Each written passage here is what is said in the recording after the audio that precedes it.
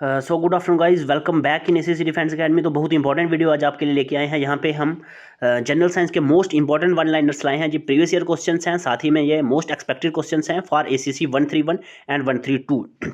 तो most important video जी आपके लिए लेके आए हैं अगर आप एसीसी 131 के लिए प्रिपरेशन कर रहे हैं, और साथ ही में जो भी कैंडिडेट्स 1312 के लिए प्रिपरेशन कर रहे हैं तो उनके लिए भी क्वेश्चन मोस्ट इंपॉर्टेंट रहेंगे। थोड़ा सा गला ख़राब है बिकॉज आपके पास ओनली 2 महीने का टाइम बचा हुआ है एग्ज़ाम के लिए। तो मोस्ट फ्रिक्वेंटली हम यहाँ पे आपके लिए वीडियोस लेके आ रहे हैं सो दैट कि आप यहाँ पे अपने एफर्ट्स को बढ़ा सको, अपनी प्रिपरेशन को बूस्ट कर सको। सो फ्री वीडियो सीरीज जो यूट्यूब पे चल रही है, इनको भी क्वेश्चंस को आप रिवाइज करते रहिए, जो कि हर एक सब्जेक्ट के रहेंगे, ऐसे जनरल साइंस के, रीजनिंग वगैरह के जितने भी वीडियोज़ आपके लिए यहाँ पे एसएससी डिफेंस अकेडमी द्वारा लाई जा रही हैं। ठीक है, so let's start the video. First question हमारा है, which light deviates the most when passes through the prism. कौन सी लाइट सबसे ज़्यादा डेविएशन शो करती है जब लाइट को प्रिज्म में से पास करवाया जाता है, ये पूछा हुआ है। तो मैं आपको बता दूं कि जब भी वाइट लाइट को ट्रांसपेरेंट मीडियम में या ग्लास प्रिज्म में से पास करवाया जाता है तो लाइट स्प्लिट होती है कितने कलर्स में? 7 कलर्स में। अब ये 7 कलर कौन कौन से होते हैं? ये होता है विवग्वायर, ठीक है, वी से वायलट, आई से इंडिगो, बी से ब्लू, जी से ग्रीन, वाई से येलो, ओ से ऑरेंज एंड आर से रेड। ठीक है, 7 कलर्स में स्प्लिट होती है। तो यहाँ पे हमें पूछा गया है कि सबसे ज़्यादा डेविएशन कौन सा कलर शो करता है। तो इसका सही आंसर क्या रहेगा? Violet light. वायलेट लाइट सबसे ज़्यादा डेविएशन शो करती है। और अगर आपको पूछा जाए कि सबसे कम डेविएशन कौन सा कलर शो करता है, that is red light. Red light सबसे कम डेविएशन शो करती है बिकॉज विवग्वायर के लास्ट में रेड होता है, शुरू में वायलेट होता है। तो जो शुरू में रहता है उसकी डेविएशन सबसे ज़्यादा होती है और लास्ट वाले की डेविएशन सबसे कम होती है। इसके साथ ही वेवलेंथ और डेविएशन का इन्वर्स रिलेशन होता है। ठीक है, जो लाइट सबसे ज़्यादा डेविएशन शो करती है वो सबसे कम वेवलेंथ शो करती है, और जो सबसे ज़्यादा वेवलेंथ शो करती है वो सबसे कम डेविएशन शो करती है। ठीक है, ये आपको याद रखना है। मतलब इन्वर्स रिलेशन रहता है किसमें? वेवलेंथ और डेविएशन में। ऐसे हमारे पास वायलेट लाइट है। वायलेट लाइट में सबसे ज़्यादा डेविएशन होती है तो इसमें वेवलेंथ सबसे कम होगी, और उसी तरह सेम रेड लाइट में सबसे कम डेविएशन होती है तो यहाँ पे सबसे ज़्यादा वेवलेंथ होगी। ठीक है, तो यहाँ से आपके 4 से 5 क्वेश्चंस आपके यहीं से निकलते हैं। बढ़ते हैं नेक्स्ट क्वेश्चन पे। Which defect is also known as near sightedness. तो कौन से डिफेक्ट को नियर साइटेडनेस कहा जाता है? ठीक है, तो फर्स्टली ये हमारे पास एक आई का डिफेक्ट है। 2 तरह के पर्सन होते हैं, कुछ पर्सनस को दूर का नहीं दिखता और कुछ पर्सनस को पास का नहीं दिखता। ठीक है, तो एक हमारे पास डिफेक्ट होता है मायोपिया, एक होता है हाइपरमेट्रोपिया। तो that defect is known as myopia, जिसे हम क्या कहते हैं? नियर साइटेडनेस कहते हैं। अब नियर साइटेडनेस होता क्या है? जब लोगों को क्या होता है, किसी भी पर्सन को क्या होता है, पास की चीज़ें दिखती हैं बट दूर की चीज़ें नहीं दिखती, तो उस डिफेक्ट को कहा जाता है मायोपिया। बट एक ऐसा डिफेक्ट होता है जिसमें दूर की चीज़ें तो दिखती हैं बट पास की चीज़ें नहीं दिखती, तो उस डिफेक्ट को हाइपरमेट्रोपिया कहा जाता है। आप नोट कर सकते हैं, जो भी मैं एडिशनल इन्फॉर्मेशन दे रहा हूँ आप नोट कर सकते हैं। ठीक है, तो हाइपरमेट्रोपिया को लॉन्ग साइटेडनेस कहा जाता है और मायोपिया को नियर साइटेडनेस कहा जाता है। ठीक है, उसके बाद है नेक्स्ट क्वेश्चन हमारा, why ice floats on liquid water. जब भी हम देखो यहाँ पे इमेज में भी शो करा गया है, हम क्या करेंगे, गिलास ऑफ वाटर लेंगे, उसमें आइस क्यूब्स हम डालेंगे, तो ये वाटर के सरफेस पे क्यों शो होती हैं, मतलब ये फ्लोट क्यों होती हैं वाटर पे? अब इसका रीज़न क्या होता है? बिकॉज आइस जो होती है वो लेस डेंस होती है वाटर के कंपेयर में। लिक्विड वाटर के कंपेयर में आइस लेस डेंस होती है, 9% लेस डेंस होती है। यहाँ पे इमेज में भी शो हो रहा है। ठीक है, अब इसका रीज़न क्या होता है? बिकॉज इसमें जो हाइड्रोजन बॉन्डिंग होती है ना इसमें, वो इसके मॉलिक्यूल्स को पुश करती है, मतलब एक दूसरे मॉलिक्यूल्स को क्या करती है? पुश करती है, जिसकी वजह से उसकी डेंसिटी कम हो जाती है, और जिस भी सब्सटेंस की डेंसिटी कम होती है वो ऊपर फ्लोट करता है। तो आइस की डेंसिटी कम होती है वाटर के कंपेयर में, इसलिए आइस ऊपर फ्लो करती है। ये इसका सही आंसर है। तो क्या लिखा हुआ है answer? Ice has lower density than liquid water. ठीक है, उसके बाद नेक्स्ट क्वेश्चन है, oil of vitriol. Oil of vitriol किसे कहा जाता है? तो इसका सही आंसर है सल्फ्यूरिक एसिड को। सल्फ्यूरिक एसिड को आइल ऑफ विट्रोल कहा जाता है। इसका फॉर्मूला क्या है सल्फ्यूरिक एसिड का? H2SO4, और इसको किंग ऑफ एसिड भी कहा जाता है। ठीक है, अब आपको क्या पूछा जा सकता है कि सल्फ्यूरिक एसिड का यूज़ कहाँ पे होता है? भाई फॉस्फेट फर्टिलाइजर्स बनाने के लिए सल्फ्यूरिक एसिड का यूज़ होता है। उसके बाद एक्सप्लोजिव्स बनाने के लिए सल्फ्यूरिक एसिड का यूज़ होता है। बहुत सारे एसिड्स बनाने के लिए, फॉस्फोरिक एसिड बनाने के लिए भी सल्फ्यूरिक एसिड का यूज़ होता है। उसके बाद डाइज बनाने के लिए, ऑटोमोबाइल्स की बैटरीज बनाने के लिए भी सल्फ्यूरिक एसिड का यूज़ होता है। और सल्फ्यूरिक एसिड को किंग ऑफ एसिड्स भी कहा जाता है और आइल ऑफ विट्रोइल भी कहा जाता है। तो यहाँ से आपके 3 से 4 क्वेश्चन यहीं से निकल रहे हैं। Okay, next one is which acid is used in soft drinks. तो सॉफ्ट ड्रिंक्स में कौन सा एसिड पाया जाता है? तो इसका सही आंसर रहेगा दैट इज कार्बोनिक एसिड, और साथ ही में एस्कॉर्बिक एसिड भी पाया जाता है। ठीक है, और इसके साथ ही कार्बोनिक एसिड सॉफ्ट ड्रिंक्स में क्यों पाया जाता है? बिकॉज वो सॉफ्ट ड्रिंक को क्या करता है, फिजी बनाता है। ऐसे ही हम बॉटल को ओपन करते हैं तो उससे क्या होता है, प्रेशर डिक्रीज हो जाता है, और वो प्रेशर डिक्रीज होने की वजह से जो कार्बोनिक एसिड होता है वो कार्बन डाइऑक्साइड में कन्वर्ट हो जाता है। ठीक है, तो ये इसका मेन रीज़न रहता है। बट सिंपली आपको पूछा जा सकता है कि सॉफ्ट ड्रिंक्स में कौन सा एसिड पाया जाता है, तो most commonly acid is carbonic acid, और साथ में एस्कॉर्बिक एसिड भी कुछ सॉफ्ट ड्रिंक्स में पाया जाता है। और इसके साथ ही फार्मूला भी मैं आपको बता दूं कि कार्बोनिक एसिड का तो यहाँ पे लिखा है H2CO3, एंड एस्कॉर्बिक एसिड का क्या फार्मूला होता है, C6H8O6। ठीक है, next one is which acid is present in bee sting. Bee sting में कौन सा एसिड पाया जाता है? यहाँ पे इमेज में भी शो करा गया है, यहाँ पे बी दी गई है, तो बी में कौन सा एसिड पाया जाता है? That is known as methanoic acid. Methanoic acid ant में या स्टिंग में क्या पाया जाता है? बी स्टिंग में क्या पाया जाता है? मिथेनोइक एसिड पाया जाता है। अब इसका फॉर्मूला क्या होता है मिथेनोइक एसिड का? HCOOH। Most common and most important ये क्वेश्चन है। Next one is tooth enamel is made up of. Tooth enamel किससे बना होता है? फर्स्ट टूथ इनेमल होता क्या है? हमारे टीथ की प्रोटेक्टिव आउटर कवरिंग होती है जो, ठीक है, जो हमें कैविटी से बचाती है, हमें डैमेज से बचाती है। टीथ की जो आउटर कवरिंग होती है, ठीक है, उसे क्या कहा जाता है? टूथ इनेमल कहा जाता है। और टूथ इनेमल बना किससे होता है? ये बना होता है कैल्शियम फास्फेट से। यहाँ पे डायग्राम में भी शो करा गया है, जो वाइट वाला पार्ट है वो है, उसे क्या कहा जाता है? उसे इनेमल कहा जाता है। ठीक है, अब ये कैल्शियम फास्फेट जो है ये फंडामेंटल बहुत इंपॉर्टेंट है, बोन्स के लिए भी इंपॉर्टेंट है, टिथ के लिए भी इंपॉर्टेंट है।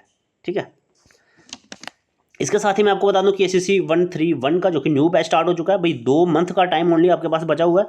अगर आप सीरियस होकर प्रिपरेशन करना चाहते हैं, प्रॉपर स्ट्रैटेजी से प्रिपरेशन करना चाहते हैं और टॉप 500 रैंकिंग में आना चाहते हैं, तो आपके लिए यहाँ पे कोर्स शुरू हो चुका है। अप टू 50% तक आपको डिस्काउंट यहाँ पे मिल रहा है। तो सिंपली आपको क्या करना है, ACC डिफेंस अकेडमी की एप्लीकेशन को डाउनलोड कर लेना है प्ले स्टोर से। इसमें देखो, अगर आप कोर्स में इनरोल होते हैं तो आपको क्या मिलेगा? आपको फुल PDF नोट्स मिलेंगे, जो कि हर एक सब्जेक्ट के मिलेंगे। आप बहुत इजीली चीज़ों को पढ़ सकते हैं वहाँ पे। बट कुछ चीज़ें नोट से अगर समझ नहीं आती हैं तो उसके लिए यहाँ पे डेली लाइव क्लासेस रहेंगी रात को 9 से लेकर 11 बजे तक। इसमें आपको हर एक सब्जेक्ट पढ़ाया जाएगा, रीजनिंग, इंग्लिश, मैथमेटिक्स, साइंस, आपको हर एक सब्जेक्ट पढ़ाया जाएगा। आपके डाउट क्लियरिंग सेशंस रहेगा, टीचर से फेस टू फेस आपकी इंटरेक्शन रहेगी। ठीक है, इसके साथ ही बहुत सारे कैंडिडेट्स ऐसे होते हैं जिनको ड्यूटी की वजह से टाइम की प्रॉब्लम रहती है, वो डेली लाइव क्लासेस नहीं देख पाते हैं, तो उनके लिए recorded classes ACC defence academy की एप्लीकेशन पे मिलेंगी। तो आप अपने टाइम के अकॉर्डिंग संडे मंडे जब भी आप फ्री होते हो, आप उन रिकॉर्डेड क्लासेस को देख सकते हैं। आपके प्रीवियस ईयर क्वेश्चन सॉल्व आपसे करवाए जाएंगे, हम आपको सॉल्व करके देंगे, मॉक टेस्ट आपके लिए जाएंगे, आपके परफॉर्मेंस को एनालाइज किया जाएगा, और कुछ वीक कैंडिडेट्स को अलग से भी यहाँ पे प्रिपरेशन करवाई जाएगी, अलग से भी उनको गाइडेंस प्रोवाइड की जाएगी। ठीक है, तो यहाँ पे नोट कर लें कि आपके लिए ACC 131 की न्यू डेट क्या है? 5 जुलाई 2024। सो ओनली 2 मंथ का टाइम बचा हुआ है। सो इसके लिए आपको क्या करना है, कोर्स में एनरोल होने के लिए और ग्रांटेड सिलेक्शन के लिए, बिकॉज एज यू नो कि ACC डिफेंस अकेडमी से सबसे ज़्यादा सिलेक्शंस ACC 130 में भी सबसे ज़्यादा सिलेक्शन ACC डिफेंस अकेडमी से ही हुई हैं। तो आपको सिंपली क्या करना है, हमें व्हाट्सएप करना है 8120745966 पे। ठीक है, हम यहाँ पे इंपॉर्टेंट वीडियो को कंटिन्यू करते हैं। Question is carbon occur in the nature in the purest form. तो कार्बन सबसे प्योरेस्ट फॉर्म ऑफ कार्बन क्या है, ये पूछा हुआ है। तो सबसे प्योरेस्ट फॉर्म कौन सी है कार्बन की? That is diamond. यहाँ पे इमेज में भी शो करा गया। अब कार्बन डिफरेंट फिजिकल फॉर्म्स में एग्जिस्ट करता है। ठीक है, अब इन फिजिकल फॉर्म्स को क्या कहा जाता है? इन्हें एलोट्रोप्स ऑफ कार्बन कहा जाता है। बहुत इंपॉर्टेंट है, डिफरेंट फिजिकल फॉर्म्स में एग्जिस्ट करता है कार्बन, उसे एलोट्रोप्स ऑफ कार्बन कहा जाता है। कार्बन के मेन 3 एलोट्रोप्स हैं, कौन कौन से? Graphite, diamond and फ्यूलरीन।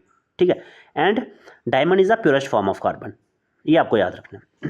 Next one is ammonium sulphate contains how much percentage of nitrogen. Ammonium sulphate हमारे पास एक फर्टिलाइजर होता है, एक साइल फर्टिलाइजर है। अब यहाँ पे पूछा कि इसमें नाइट्रोजन की परसेंटेज कितनी रहती है, कितनी कंसनट्रेशन रहती है नाइट्रोजन की। तो भाई इसकी कंसनट्रेशन रहती है 20.7%। बट जनरली अगर एग्जाम में 21% लिखा हुआ है तो वो भी आपके पास सही आंसर है, बिकॉज एक्यूरेट जो वैल्यू होती है वो होती है 20.6, बट एग्जाम में बड़ी बात 21% लिखा होता है। ठीक है, इसके साथ ही सल्फर की कंसनट्रेशन कितनी रहती है एमोनियम सल्फेट में? 24% सल्फर की। ठीक है, तो आपको क्या बताना है, आपको कमेंट बॉक्स में मुझे बताओ कि यूरिया में नाइट्रोजन की कंसंट्रेशन कितनी रहती है। बहुत इंपॉर्टेंट है, ये पूछा जाता है, तो कमेंट बॉक्स में ज़रूर बताएं। बढ़ते हैं नेक्स्ट क्वेश्चन पे। Potassium chloride belongs from which fertiliser? तो पोटाशियम क्लोराइड कौन से फर्टिलाइजर्स में से बिलोंग करता है? तो भाई ये बिलोंग करता है स्टेट फर्टिलाइजर्स में से। स्टेट फर्टिलाइजर्स कौन से फर्टिलाइजर्स होते हैं? ये वो फर्टिलाइजर्स होते हैं जिनमें या तो नाइट्रोजन होता है, या पोटाशियम होता है, या फास्फोरस होता है। तो स्टेट फर्टिलाइजर में इनमें से एक ही कंपोनेंट होता है, या नाइट्रोजन या पोटाशियम या फास्फोरस। तो इसलिए पोटाशियम क्लोराइड में सिर्फ पोटाशियम होता है, इसलिए इसको स्टेट फर्टिलाइजर कहा जाता है। ठीक है, इसके अलावा हमारे पास कम्प्लेक्स फर्टिलाइजर भी होते हैं, मिक्स्ड फर्टिलाइजर भी होते हैं। अभी ऐसे हमारे पास कम्प्लेक्स फर्टिलाइजर्स हैं, यहाँ पे केमिकली 2 या 3 कंपोनेंट्स होते हैं, नाइट्रोजन, पोटाशियम और फास्फोरस में से 2 या तीनों कंपोनेंट्स होते हैं। और मिक्स फर्टिलाइजर में फिजिकली 2 या 3 कंपोनेंट्स होते हैं। ठीक है, तो यहाँ पे हमें पूछा गया है स्टेट फर्टिलाइजर, तो इनमें से कोई एक कंपोनेंट होता है, तो potassium chloride is one of the example of state fertiliser. Okay, तो यहाँ पे इमेज में भी आप देख सकते हैं। ठीक है, फर्टिलाइजर किस तरह से यूज़ करे जाते हैं साइल की मैन्योरनेस को बढ़ाने के लिए। ठीक है, इसकी फर्टिलिटी को बढ़ाने के लिए। सॉरी। नेक्स्ट क्वेश्चन है, sound is slowest in? Sound सबसे कम, स्पीड ऑफ साउंड सबसे कम किस में होती है? तो ईयर में सबसे कम होती है स्पीड साउंड की। क्यों होती है? बिकॉज ईयर में जो कॉन्स्टिट्यूएंट पार्टिकल्स होते हैं वो दूर दूर होते हैं, जिसकी वजह से वो एक दूसरे को पुश नहीं कर सकते। ठीक है, जिसकी वजह से कि साउंड जो पार्टिकल्स होते हैं वो फ्रिक्वेंटली मूव नहीं कर सकते। ठीक है, इसलिए speed of A sound is minimum और स्लोएस्ट इन गैसेस और एयर आप बोल सकते हो। इसके अलावा frequency is measured in, frequency को किस में मेजर करा जाता है? तो फ्रीक्वेंसी को आप नोट कर लें, हर्ट्ज में मेजर करा जाता है। ठीक है, हर्ट्ज में मेजर करा जाता है फ्रीक्वेंसी को। इसके अलावा वेवलेंथ को मेजर किया जाता है मीटर में, एम्पलीट्यूड को मेजर किया जाता है मीटर में। ये आपके फिजिक्स पोर्शन में से क्वेश्चन लिए हैं। आप मुझे कमेंट बॉक्स में बताएं कि एसआई यूनिट ऑफ एक्सीलरेशन क्या होता है और एसआई यूनिट ऑफ वेलोसिटी क्या होता है। ठीक है, तो यहाँ पे हमने पढ़ा कि hertz is the SI unit of frequency. ठीक है, तो ये आपके लिए होम टास्क क्या है कि आपको एक्सीलरेशन का यूनिट बताना है और वेलोसिटी का यूनिट बताना है। ठीक है, इमेज में भी शो हो रहा है, देखो यहाँ पे सॉलिड्स में कॉन्स्टिट्यूएंट पार्टिकल बहुत पास पास हैं, लिक्विड्स में थोड़ा थोड़ा दूर है, और गैसेज में कॉन्स्टिट्यूएंट पार्टिकल सबसे दूर है। तो जिसकी वजह से सबसे दूर की वजह से इन पार्टिकल्स में मोशन नहीं आ पाता, तो जिसकी वजह से साउंड फास्ट ट्रैवल नहीं कर पाती। उसके बाद speed of A sound is maximum in, speed of sound सबसे ज़्यादा किस में होती है? भाई ये सॉलिड्स में होती है। क्यों? बिकॉज कॉन्स्टिट्यूएंट पार्टिकल्स बहुत पास पास होते हैं, जिसकी वजह से ये एक दूसरे पार्टिकल्स को पुश करते रहते हैं, और पुश करने की वजह से ये फास्ट मूव करते हैं, जिसकी वजह से साउंड फास्ट मूव करती है सॉलिड्स के केस में। ठीक है, next one is speed of sound increases. Speed of sound कब इंक्रीज होती है? जब भी टेम्परेचर को बढ़ाया जाता है तो स्पीड ऑफ साउंड भी इंक्रीज होती है। अब इसका रीज़न क्या होता है ये आपको पता होना चाहिए। देखो, जब भी टेम्परेचर को बढ़ाया जाता है तो टेम्परेचर क्या करता है, मॉलिक्यूल्स में या पार्टिकल्स में क्या करता है, एक तरह से एनर्जी को बढ़ाता है। ठीक है, अब एनर्जी बढ़ने के कारण वो पार्टिकल्स ज़्यादा मूव करने लगते हैं, ज़्यादा उनमें वाइब्रेशन पैदा होती है, और जब वो वाइब्रेशन ज़्यादा पैदा होती है तो वो साउंड पार्टिकल्स भी उनके साथ फ्रिक्वेंटली मूव करना शुरू हो जाते हैं। तो अगर साउंड पार्टिकल्स भी फास्ट मूव कर रहे हैं तो उसकी वजह से क्या होता है कि साउंड, स्पीड ऑफ साउंड बढ़ेगी। तो इसका मतलब ये है कि टेम्परेचर इंक्रीज करने से स्पीड ऑफ साउंड इंक्रीज होगी, और टेम्परेचर डिक्रीज करने से स्पीड ऑफ साउंड डिक्रीज होगी। बहुत इंपॉर्टेंट है, पूछा जाता है पेपर में। Next one is air is a mixture of. Air किसका मिक्सचर है? तो इसको आप नोट कर दें, एलिमेंट्स एंड कंपाउंड्स। ठीक है, तो यहाँ पे आप साथ में नोट कर लें, बिकॉज यहाँ पे आपको यहाँ पे थोड़ी सी करेक्शन करनी है, एलिमेंट्स एंड कंपाउंड्स। अब कैसे है ये मैं आपको बता दूँ। देखो, एयर में एलिमेंट्स भी होते हैं और कंपाउंड्स भी होते हैं। कैसे? एलिमेंट कौन कौन सा होता है? ऑक्सीजन होता है, आर्गॉन गैस होती है, नाइट्रोजन होता है, तो ये सारे एलिमेंट्स हैं। इसके अलावा कंपाउंड कौन कौन सा है? वाटर है, कार्बन मोनोऑक्साइड गैस है, सल्फर डाइऑक्साइड है, नाइट्रोजन डाइऑक्साइड है। ठीक है, तो ये सारी जो गैसेज हैं ये सारे हमारे पास क्या है, ये कंपाउंड्स हैं। और इसके अलावा एलिमेंट्स जो मैंने आपको बताया। तो air is a mixture of elements and compounds. ठीक है, तो यहाँ पे शो भी करा गया है इमेज में कि एयर में 78% तक नाइट्रोजन है, 20.9% तक ऑक्सीजन है। इसके अलावा कुछ गैसेस बहुत ट्रेस फॉर्म में है, थोड़ी थोड़ी फॉर्म में है। आर्गॉन है 0.90%, कुछ और गैसेस हैं 0.17% एंड कार्बन डाइऑक्साइड है 0.03%। ठीक है, और नेक्स्ट क्वेश्चन है हमारे पास, बहुत इंपॉर्टेंट क्वेश्चन है ये दोनों। फैट सॉल्युबल विटामिन कौन कौन से हैं? देखो मैं आपको बता दूं कि फैट सॉल्युबल विटामिन वो विटामिन होते हैं जो कि हमारी बॉडी में एब्जॉर्ब हो जाते हैं, किसके साथ? फैट्स के साथ। हम जो भी खाते हैं ना उससे जो फैट सेल बनते हैं, तो फैट सेल के साथ ये फैट सॉल्युबल विटामिन एब्जॉर्ब हो जाते हैं। ठीक है, और फैट सॉल्युबल विटामिन कौन कौन सा है? A, D, E and K और फैट सॉल्युबल विटामिन, ये पेपर में पूछा जाता है। इसके साथ ही मैं आपको बता दूं कि वाटर सॉल्युबल विटामिन कौन कौन से हैं। वाटर सॉल्युबल विटामिन वो हैं जो हमारे बॉडी में जो वाटर होता है उसके साथ डिजॉल्व हो जाते हैं। अब ये इजिली यूरिन के थ्रू लॉस भी हो जाते हैं, तो इसलिए बॉडी को लगातार ज़रूरत होती है वाटर सॉल्युबल विटामिन की as compare to fat soluble vitamin, because ये इन फॉर्म ऑफ यूरिन ये एक्सक्रीट हो जाते हैं। और वाटर सॉल्युबल विटामिन कौन कौन से हैं? B and C और वाटर सॉल्युबल विटामिन। ठीक है, तो नेक्स्ट क्वेश्चन क्या है? Common preservative in food processing industry.